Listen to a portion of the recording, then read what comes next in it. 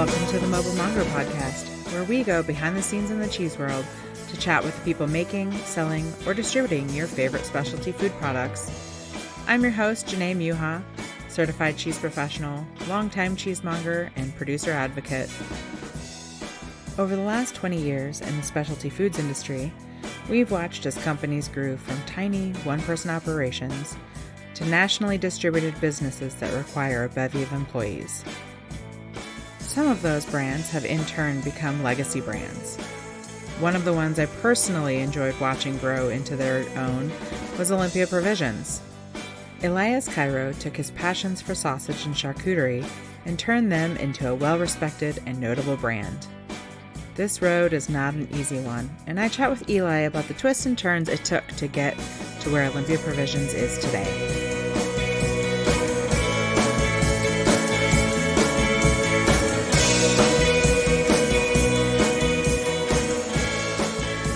I am Eli Cairo of Olympia Provisions in beautiful Portland, Oregon.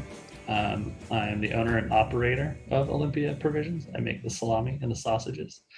How I got into the meat industry, it's kind of interesting. I grew up in Salt Lake City, Utah, to a first-generation Greek gentleman named my dad.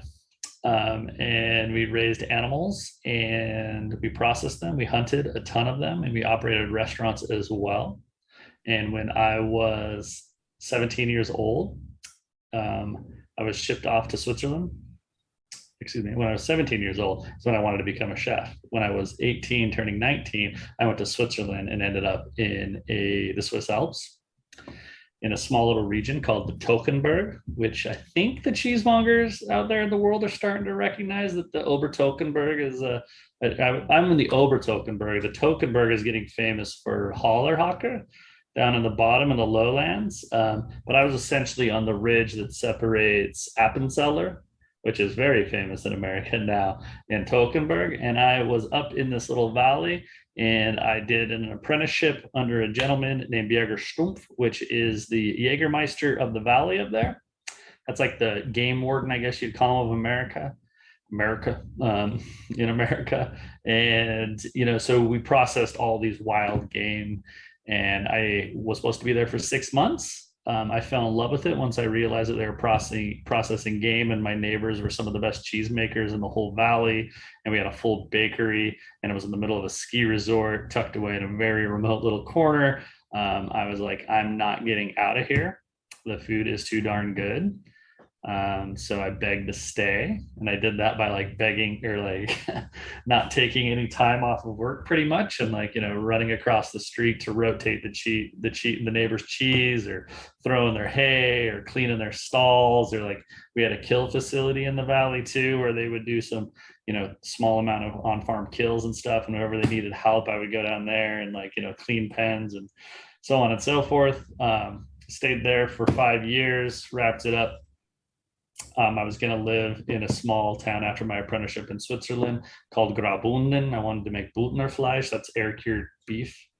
And then it was pretty sweet. It had no refrigeration. It had slatted floors and windows to dry everything, and a river it ran through the house to provide humidity. And it was a couple hundred years old, and I'm like, this is sweet. I could learn how to do this and be okay with it. And then my sister called me from this town called Portland, Oregon. I think it's a small fishing village on the west coast of America. I'm not 100% sure. We were living in Salt Lake prior to this, and she got a job up here. And she's like, Eli, you got to come visit this place. You're going to love it. They really take food serious. They make amazing wine. The beer's unreal. And I was like, okay. I didn't believe her at all, but I was like, all right, I'll come visit you. Sounds fun.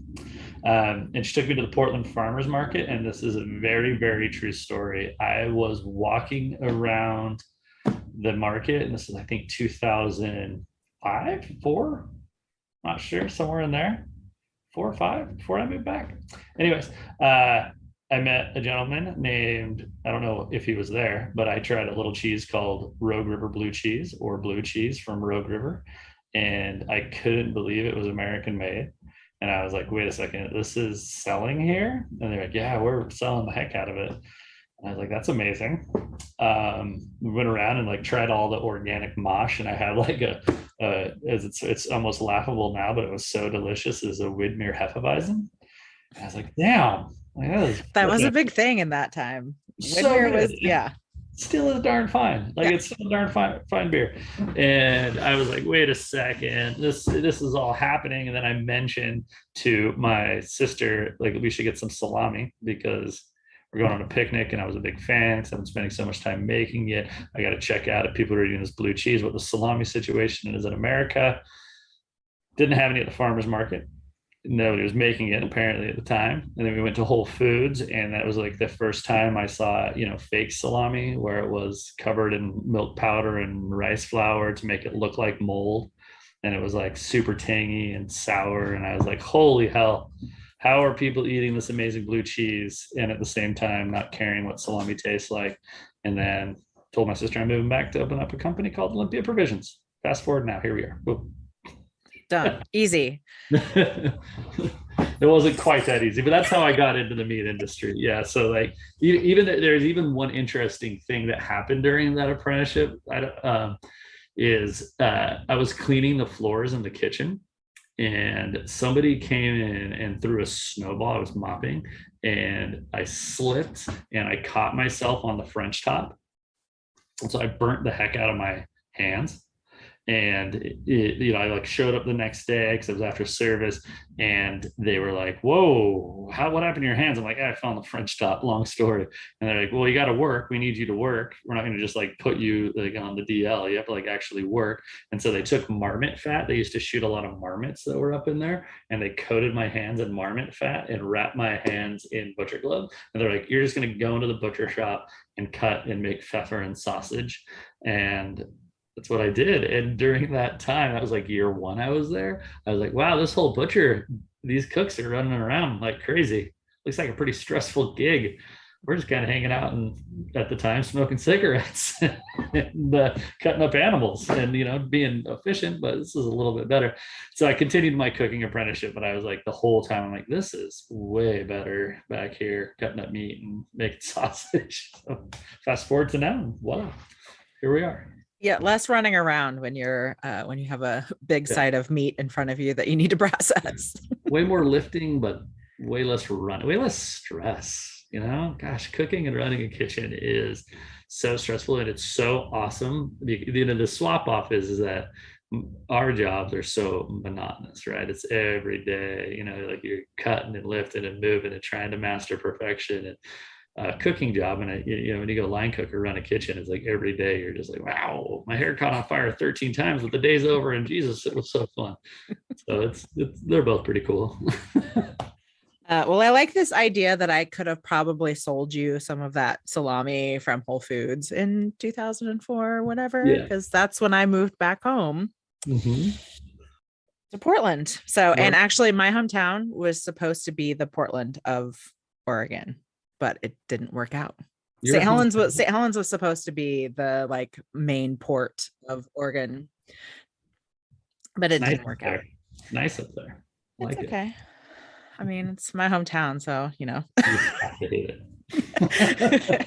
Yeah, you kind of have to hate your hometown. So how did that okay, so like you experienced this amazing European ideal. How did you transfer that into Olympia Provisions? That's a great question. So I came back, and I was very, very lucky. I came back with zero money. I was like right out of the apprenticeship, had no no way to start a business. And my sister's always been in finance. And I came back and told my sister what I wanted to do about the meat company. And she's like, yeah, that's great. Maybe you should get a job to get the money. And so only thing I could do, I was going to process wild meat in the fall, and I was going to go work in a butcher shop. But then I also still had my Swiss chef's degree, and so I got a job at a rad restaurant down here called Castagna, because I was like, a chef is still something that could be pretty cool.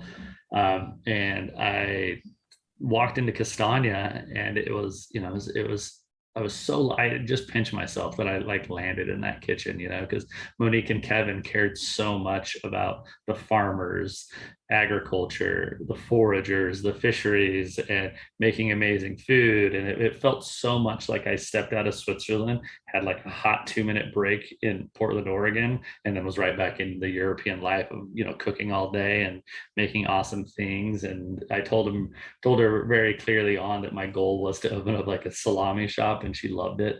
She was like, that's great, whatever we can do to support you in that, and so on. And so that was supposed to be a quick stint, but I slowly but surely became the executive chef there, and all the while working in the evening to try to figure out how to like navigate the USDA. Like, what is a CFR? Like, what is the code book to how to become it? So, what is a HACCP plan? All those basic things. And I just started studying. Like, I was so obsessed. I would work as a chef, 60, 70 hours a week. And then I wouldn't take vacations and work on the weekend and just learn CFR and take HACCP classes and try to figure out fermentation, all the while squirreling away as much money as I possibly could, which was, as a chef in Portland in the early 2000s, was no money. Like, no money. It was easier then than it is now, though. I feel like. Oh yeah, you're right. Squirrel away money. Yeah, rent was a lot cheaper back then. Yeah, rent was way cheap. It was really, really, really cheap, and like Paps were $1, so it was pretty cool. Like, no, it was a way fun time to be in Portland, Oregon, and you're just surrounded by so many people that were just hungry for it in like the 2007s, 8s, 9s down here, right when the recession hit. Portland kind of hit its stride of people willing to try stuff. So yeah, then at that time, my one of the cooks at Castagna was Nate Tilden, and he opened the Clyde Commons, and we kept close contact. He knew what I wanted to do. I was very clear on what I wanted to make, and he had the opportunity. He found some little bit of money himself, and then I went to my sister and was like, "Hey, I need a little money," and then we opened up in 2009.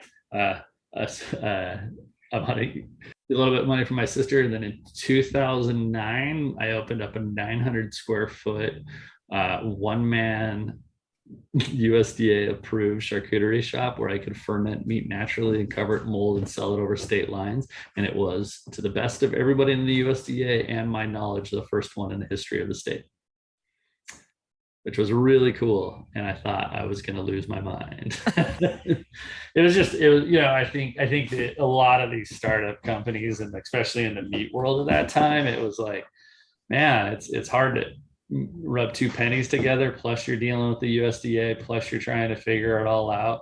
And I didn't have like a backstop of cash. So I was like, I remember in like this is actually part of it, in like 7 months, 8 months in, and I was only buying whole animals from farmers because that's big in my ethos, and I just think that's the way life should be.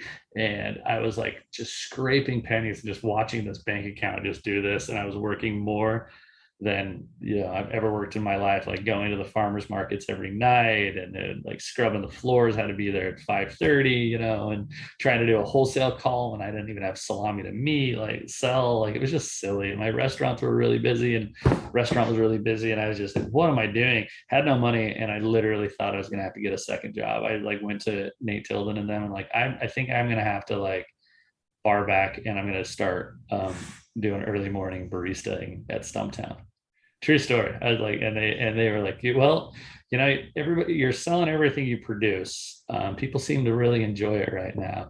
Maybe we should like loan you a couple $1,000 to squeeze you through a few months. And I'm like, all right. And during that time, Elias Cairo heard about the Good Food Awards. You might have heard of them as well. They're pretty radical. And she can, and I was also doing a lot of like internal struggle with it. Like, I just spent all these, my sister's money, and had all these people kind of invest what I thought at the time was a really good chunk of money. And I was like, wow, I'm created a molded meat, and everybody wants to merchandise my salami on top of their fucking counter, and everybody's telling me that I got to cook it and smoke it and make sure there's no mold and cryovac it. And I was like, what did I do? Like, what in the hell did I do with myself to do that? Like, why? And I was just having a lot of struggles. And anyways, my sister convinced me to send 3 products and a jar of pickles to the Good Food Awards.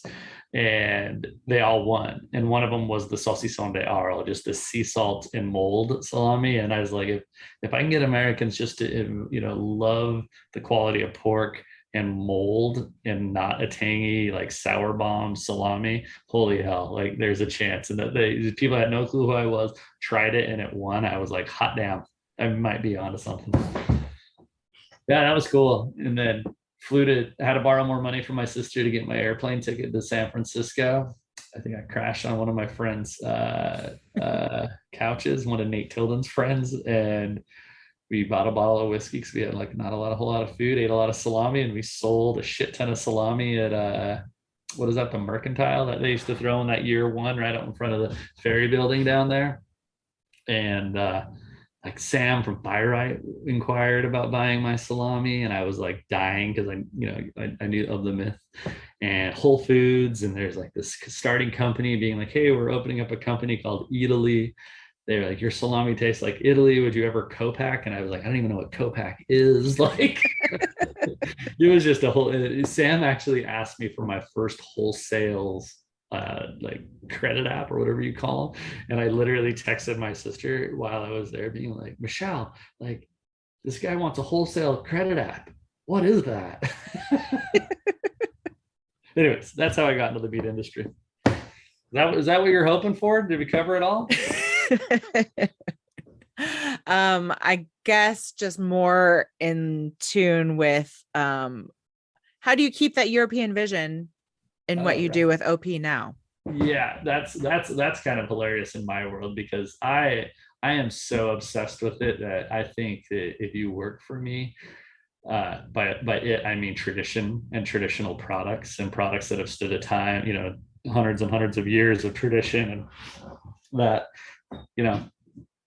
I think every salesperson's like, Eli, you should make a kimchi hot dog. And I'm like, man, I just want to make the perfect Frankfurter.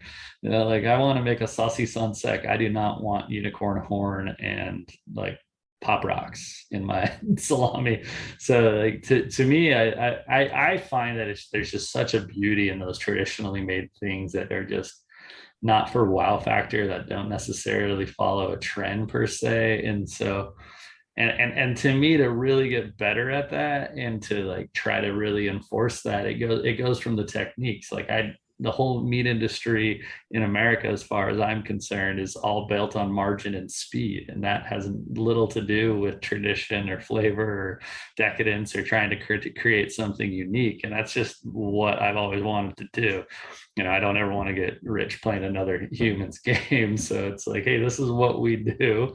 Now we're going to try to make it as good as we possibly can. But yeah, I don't do anything that's not traditional. It used to fascinate me. Like I'd walk across the street. You guys, do you know, the Fosterkäse from Unterwasser? It came to America a few years ago. I would see it in some. Do you know that cheese by chance? It's a spruce bound cheese from the Tokenberg. Yeah, you can still get it on the East Coast seasonally, but we don't see it too often on this side.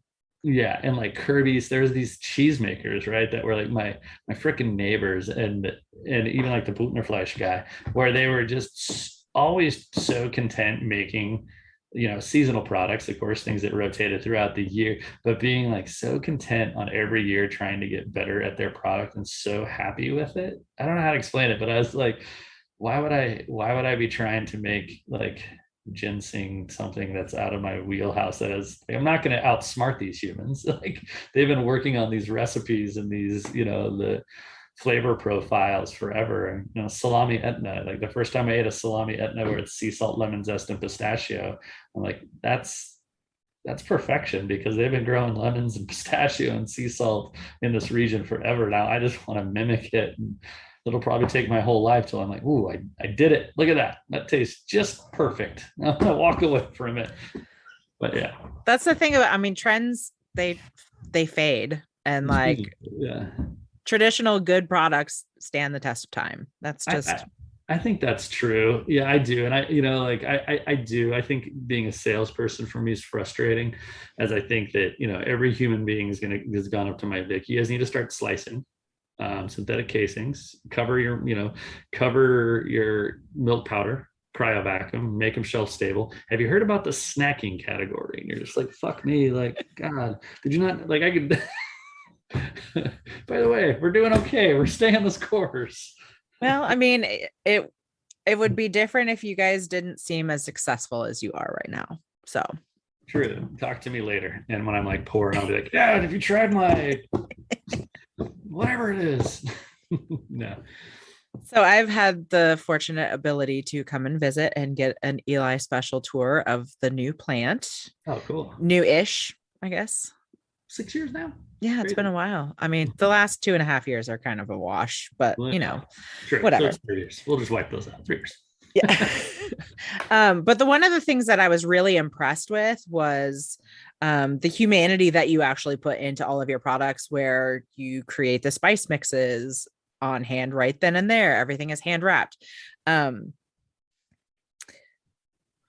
How do you maintain that with the growth that you guys have had over the last, especially few years, but just like, how do you put that into your daily practice and make it work with as much growth as you've had?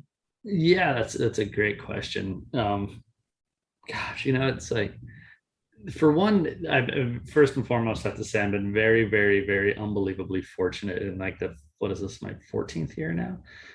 I still have my original 2 employees, Josh Graves and Paul Opliger. Paul Opliger is QA/QC, and Josh Graves is the plant manager. And as soon as I hired my first 2 guys to work with me back there, we've always kind of set the tone of like, hey, we just want to make delicious products. Like this is the way we go about it. And none of us were, from the manufacturing backgrounds per se, but we were definitely from the picky, we want to work hard backgrounds and like set up a tone. And I'm stubborn, and I bet it's super hard, in some worlds, if I were to be the only person on this team, be like, no, this is the way we make it. But it all goes back to like, tasting it. If we can make it faster and quicker and it tastes better, then we would do it. We just haven't figured that out yet. So like if like somebody creates a pre-chopped rosemary that contains all the oil that I don't have to pick it, and I can make it through my process, and on the end product, Polly, Josh, and anybody that can sit down and taste it and not point to it tastes better, then I'll freaking use it. I'm not an idiot, but I just can't, like, we haven't found it. So that's always just been in our core, right? It's so easy to get caught up into the speed and margin and profit over quality, and most people probably don't notice, and so on and so forth. It's really easy to convince yourself into that. But part of me dies when, like, if I go out there and I'm tasting my stuff and I'm like, yeah, God, it would taste like dry garlic. My mortadella would suck. My frankfurter wouldn't be cool if I didn't use real smoke. Like I just wouldn't be stoked on it in any which way. Therefore, it wouldn't hopefully hit people's mouths. But that's kind of it. So it's always been in the tone that like the thing is even Michelle, she's the one that has to make this pencil, but she understands like it's part of what we have. And so she's always pushing us, like nutmeg, for example. Like, grating nutmeg is a very tiresome thing. And where she is like, you guys need to use dried nutmeg. Hey, the spice guy, I have a spice expert from Florida. He says nobody can taste the difference. I'm like, all right, well, let's just try it. Tried it, and when 4 of us get it right, that the fresh ground nutmeg and a blind tasting tastes better in the product after it ferments, she just doesn't say anything. And she's like, well, just figure out how to make it faster. And that's what we do. That, and with that comes scale. There is this weird, I think there's a lot of people out there in the artisanal world that'll agree with me. There's if you scale too fast, you can definitely lose sight of it. If you get all of the toys immediately, you're going to lose it. But if you slowly but surely add them on strategically when you really, really need them to address like a bottleneck into your production, it's easier to make better products. But if you get them all at once and you're like, hey, I just got this big investment for X, Y, and Z. I bought 17 dry boxes. I didn't build any of my stuff. I got all these new smokehouses. Voila, But no, for me, it's like, it was harder to make 300 pounds of salami and a small little hand crank sausage in a batch consistently, as opposed to like the toys we have to play with now, bull choppers and, charting thermometers, you name it. Like all that cool data that I get to nerd out with now. It's pretty fun. Well, Does that make sense? I think that people can taste it, and that's why your products are revered. So, Thank you. because that comes through. I appreciate that. So, in doing a little bit of research, I mean, obviously, I have worked with Olympia Provisions for many years now, but I was looking over the website and I saw all of the stuff about the Farmers Network and the wealth of information that was on the website. And I would love it if you could just talk about that a little bit. And what is that? And what are you guys doing with that? That also could be a whole nother podcast. Absolutely. in the world. And I'm into that podcast. Please let me know when you want me to sign up. You know, where should I even start with this? Let's just be very, very, very clear about one thing. The vegetarians and the anti-meat industry people in America are 100% right. The meat industry is fucked. It is so disgusting. It is horrible to animals, and it is really bad on the environment. The current way that we're using animals to produce protein for a cheap output and wasting part of that product is not the way I envision running a meat company. And I also would say that it's bad for humans too. For sure. Ingesting that level of ingesting the antibiotics, the human element of dealing with animals at that level, and confinement and slatted floors and all of that. There's nothing about that that's beautiful, good, sustainable, or anything I want to support. So, and I also don't agree that that's the way it has to be. And so, I've always tried to figure this out. I mean, the first time I've tried to buy whole herds of animals and work out a trade where I could utilize all of them was 2010. And it's taken me some time to scale to the point where I can actually partner with people like Whole Foods or a Burgerville or a kill facility that's going to hear me out, because I could bring 100 head a week to actually listen to me to try to make this pencil. So long story short is that I have a group of farmers that are all pasture raised up here in the Northwest. That means all the pigs live their entire life out on pasture, that are GAP 4 or 3 verified. Then I have a kill facility that's working for me currently. And in the current thing is that the people that try to pull these off are, like, say, a Whole Foods, for example, where they're not a charcuterie maker. So they're trying to bring a whole hog animal program into a grocery store setting. And so now they're stuck with trim, belly fat, you name it, and they're trying to sell it to the people that only want pork chops, so on and so forth. At the base of what I make, if you take charcuterie maker, Saluma's name out of it, you're a value added meat maker. I take all the romance out, I just add value to it. So my whole job is to be able to utilize everything from this animal and bring value to it. So we started challenging ourselves, being like, if I'm going to buy these whole animals, how do we get as close to zero waste from it completely, so I don't have to do the traditional thing, go to the farmers and say, hey, you know what? It's not penciling. You guys have to lower your prices. And then what will they do? They'll buy horrible feed, confine their animals, they'll keep their waste in confinement, they will pump antibiotics into these animals so they don't get disease and have higher yields, so on and so forth. And the way that we did that is I decided to make a pet treat out of everything. See, that's kind of a trend. Look at me go. My dogs love them. Thank you. I can't even open a bag in my kitchen right now without them like coming at me full speed for them. So that's awesome. Yeah. So it literally was. It was like how there's so much waste in the animal world right now, in the meat world, like the bones and everything. So much goes to render. And how is all this GAP 4 such a limited amount of pasture raised pork on the West Coast? How are we throwing away any of it? How am I not utilizing everything? So to really make a pencil, I made the pet treat, and then I made my Farmers Network product that I really wanted to tell people. I thought it was very, very important to be having this conversation right here, that not animals are, that the meat industry is probably the ultimate. I mean, I think there's a lot that are pretty bad at greenwashing, but the meat industry could possibly be the king of saying, like, hey, we're doing it right. In the Northwest, we do it right. And there is nobody up here even trying. And there's nobody up here that doesn't have pigs in confinement. And there's a lot of we are doing in the meat industry to hide it. And so I wanted to be having this conversation with the people that know, like namely, for example, I think the heritage is one of my favorite like greenwashing terms that you'll see on a lot of charcuterie packaging right now. A lot of my peers are utilizing that. And I've sat on panels where I've heard them utilize this. We use heritage hocks. And you're like, that's great. So you put a purebred in a puppy mill, and now all of a sudden it's good for the environment. Like that doesn't pencil one bit.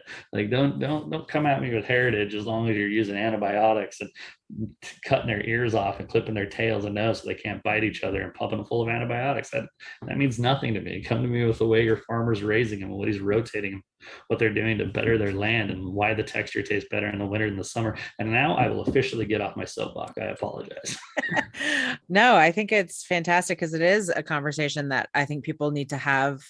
And I think it's also important for consumers to understand, because consumers are always like kind of one step ahead of industry in many ways, in terms of, we see it in the cheese world where consumers have heard grass-fed, is best for cows and for cheese or whatever. And you can get a New Zealand grass-fed, but why can't we get like Pacific Northwest grass-fed cheeses? Right. And so they like drive the market, but they don't understand the back end of things and how the industry isn't quite there yet. And also like, it's also really wet here, and it's kind of hard to have grass fed all year round for cows. So yeah, and it's more about like the dairy world is like they're more creative in the cheese world to treating the animals humanely and having positive impact if it isn't only on grass fed, as opposed to the meat industry where they're just like, let it rip, boys.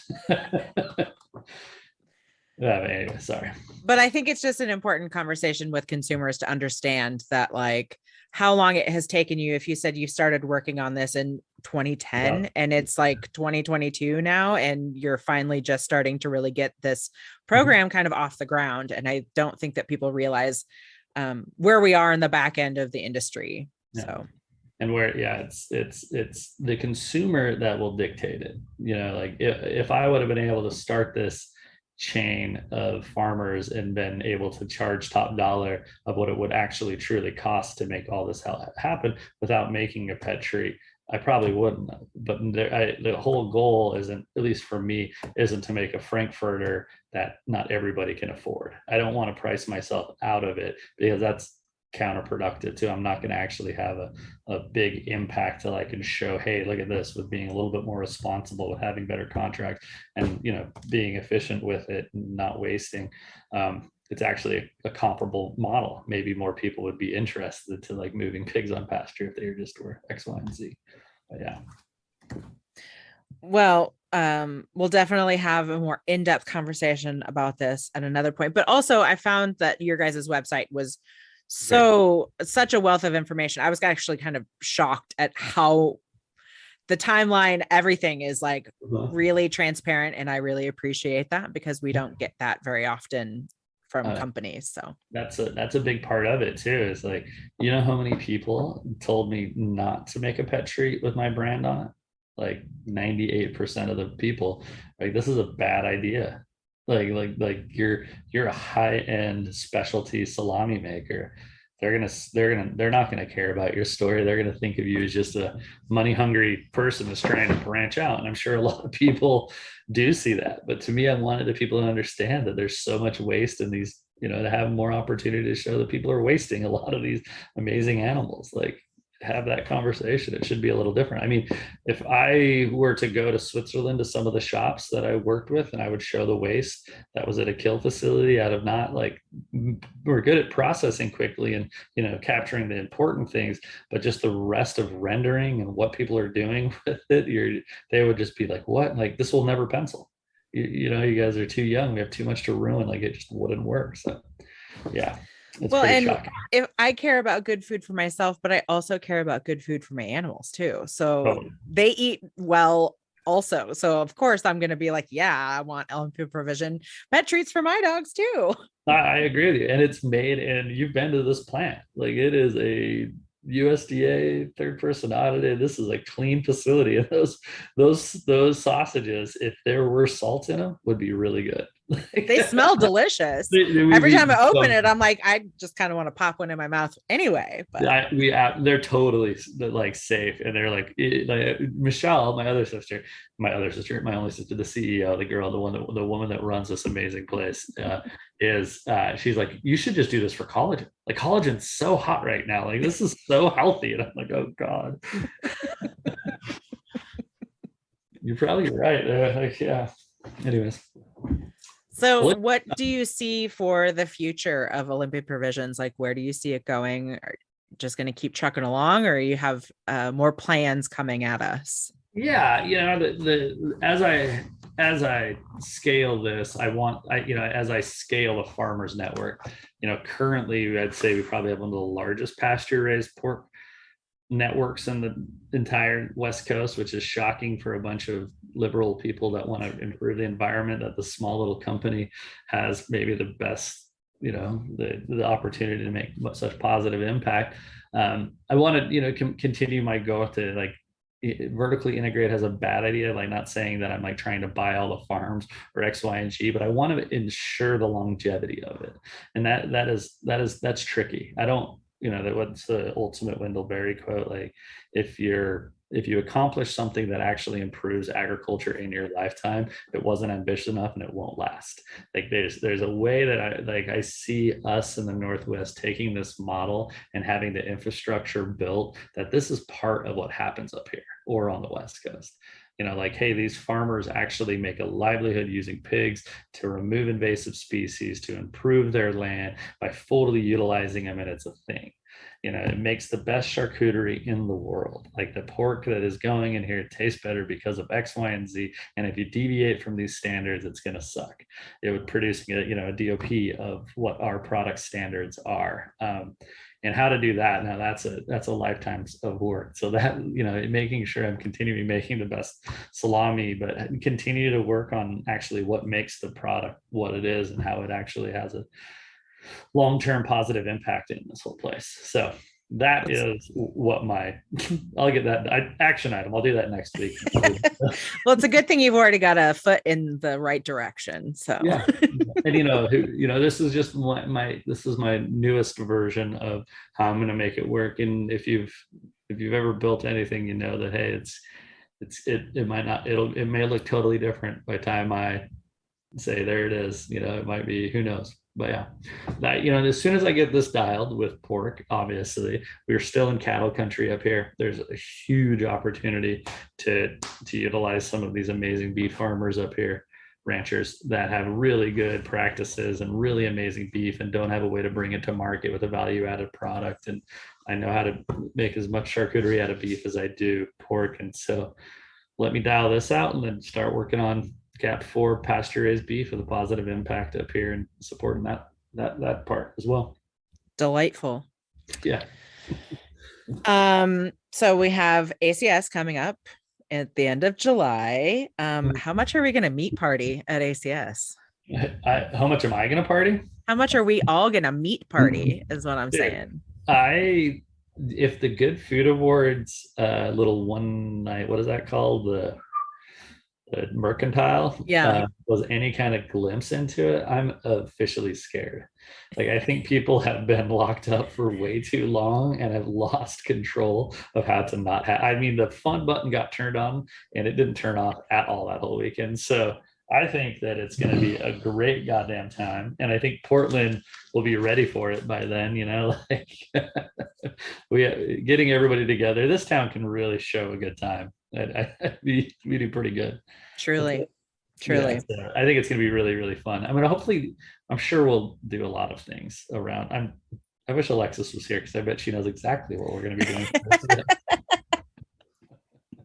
I like that you just get to show up and be. Yeah, we sit in those meetings of like, hey, what should we do? And like, what should we do? And I was like, should probably eat a lot of meat, get everybody all comfortable in a lot of beverages and let them have a good time. And they're like, okay, but how? And I'm like, well, see, now I'm gonna go make some sausage. They're way better. Sales, as I if COVID has done anything for me for a benefit, it's sales, being able to sell without me on the road, and marketing, being able to market without me having to leave, so I can be here and work on the network and work on your plant and like, make it a viable thing that I don't want to like come home and be like, what am I doing? Has just been a blessing. And so they're so good at it. Like sales sells way better than I can sell. Like I could go and tell you a story about, oh, in Switzerland, blah, blah, blah, but like they sell delicious stuff. Well, I've never had a bad time at an Olympia Provisions party, so there's that. That's in our Greek heritage. My mom would make dinner for the neighborhood, and it would like be on a Tuesday, and people would be leaving our house at 5 a.m. because it's just we don't know how to turn that button off. We're to have a good time. Kind of wrapping this up, but is there anything about Olympia Provisions that we didn't talk about that you feel people really need to know about? No, I mean, I don't know. There's amazing people that work here. I'm very, very proud of what we've done. It's family owned. We've done a lot to keep we've tried our hardest and have succeeded in keeping it completely privately owned and without any outside investment, so we still can be mission driven. We try our hardest to invest. We're in the middle of being B Corp certified. And what I really like about that too is that puts a nice gauge on how we treat our employees. It's easy to say you're doing a good job, but to have your processes audited and make sure you're paying, consistently, and your benefit package and all those important things that shows that you're operating correctly is coming along has been awesome. What else is there? I don't know. We operate restaurants. Very delicious restaurants. Yeah, very fun restaurants. So if you guys are coming to Portland, please eat at them. And I don't doubt. I know that they will. Good. We'll make sure we order extra. Okay, so I always end with 3 simple questions. Love it. Simple-ish questions. Kind of speed round. Great. You ready to go? Speed's not my forte, but yes, we'll get at it. That's okay. First one. What is your current cheese crush? Current cheese crush? What cheese are you loving on these days? God, like I'm such a rogue guy that I love the rogue blue cheeses across all of them.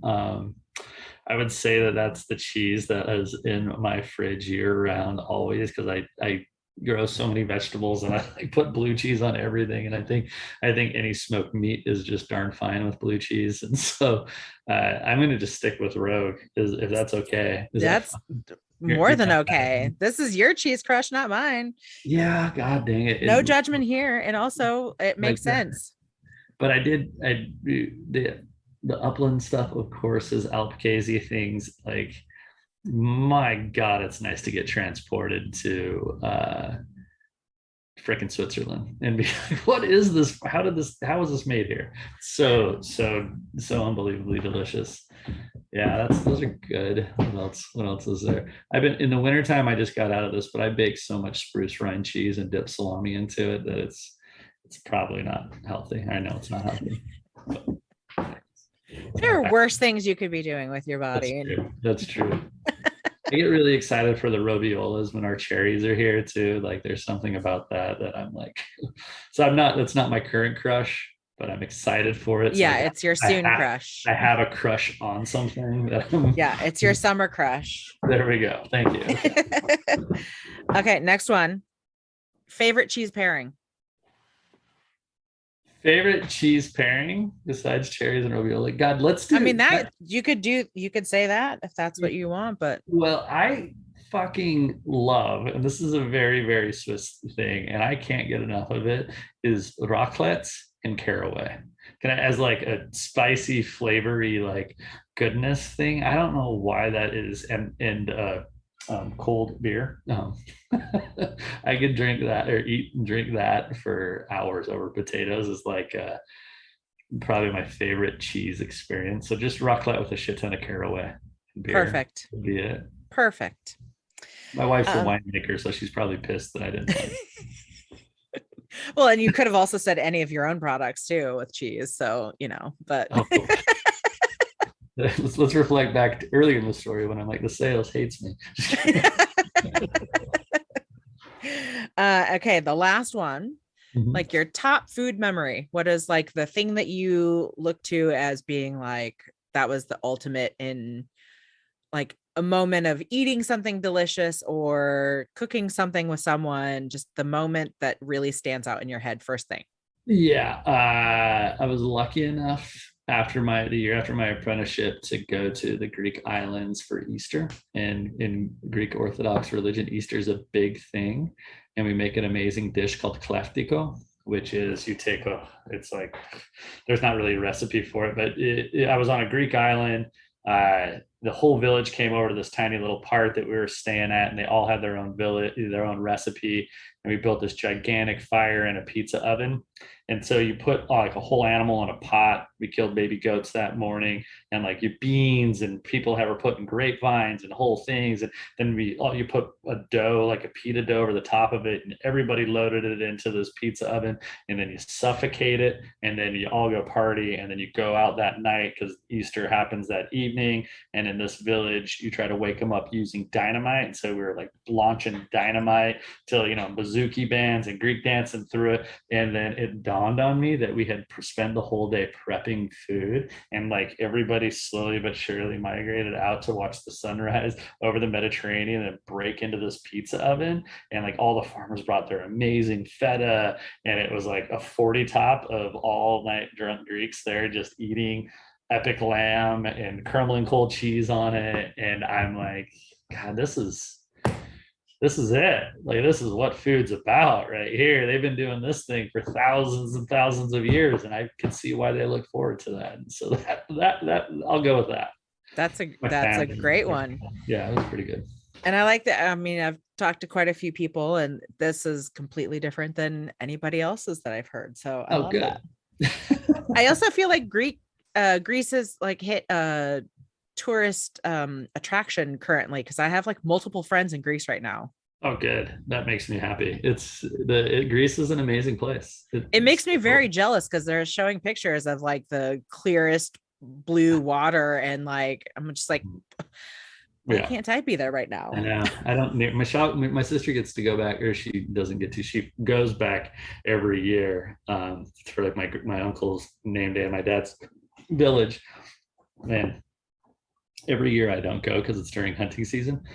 And I'm like, my God, what am I doing out here freezing, looking for elk? I could be just sitting, eating wild boar. Who knows? But yeah. Who knows? Well, thank you so much for talking with me. It was a pleasure, always a pleasure to chat with you, and also get a little bit more info about the Farmers Network and all of the great things that Olympia Provisions is doing. Well, thank you so much. I appreciate you doing all this for all of our little producers at VR. We really need folk like you to help us make sure there's a difference between us and everybody else that's trying to do it.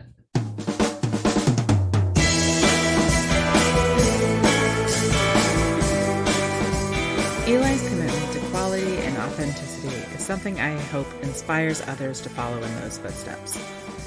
It's not always the easiest route to take, but it usually ends up being the tastiest and most beneficial for those working so hard behind the products. Thanks, Eli, for always sharing your vision and keeping it at the forefront of everything OP does. This podcast is recorded, produced, and edited by me, Janae Muha. Thank you to Ben Muha for allowing me to use your music. Follow along on my cheesy adventures at Instagram, Facebook, or get more content at Patreon. My website is also a great place to find out what's going on.